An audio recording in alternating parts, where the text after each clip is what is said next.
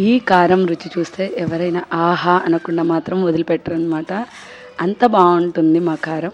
కుండకి ఒక పక్కన అలా మూత ఓపెన్ ఉంటుంది కదా, రెండో పక్క ఇలా హోల్ చేస్తారు. దీన్ని మంగళం కుండ అంటారు. ఇలా మిరపకాయలు అవి వేయించుకోవడానికి సెగ మొహానికి కొట్టకుండా ఉంటుందని మా చిన్నప్పటి నుంచి కూడా ఇలాంటి కుండే వాడుకునే వాళ్ళు.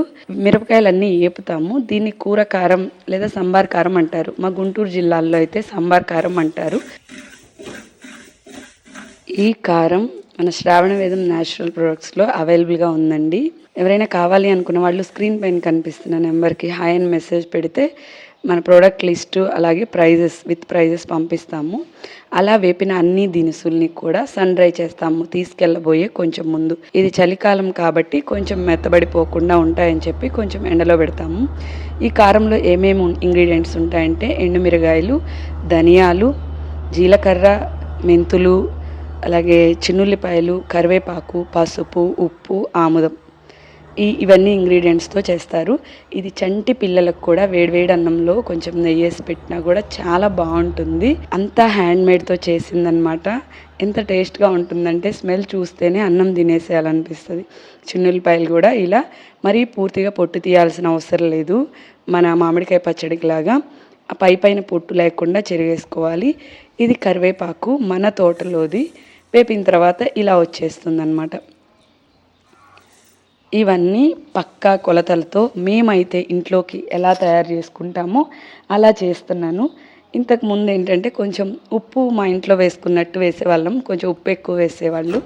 ఈ మధ్య కొంచెం ఉప్పు తగులుతుందండి అని అంటే ఉప్పు చాలా వరకు తగ్గించేసాము. మీకు కావాలంటే తర్వాత కలుపుకోవచ్చు అని చెప్పేసి.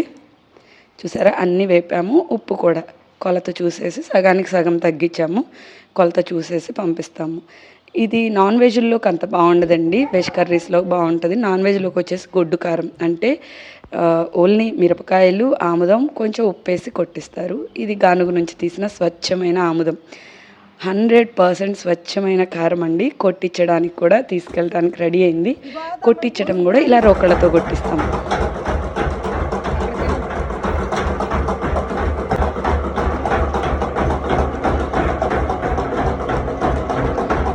చాలా సమయం పడుతుంది కారం కొట్టడానికి.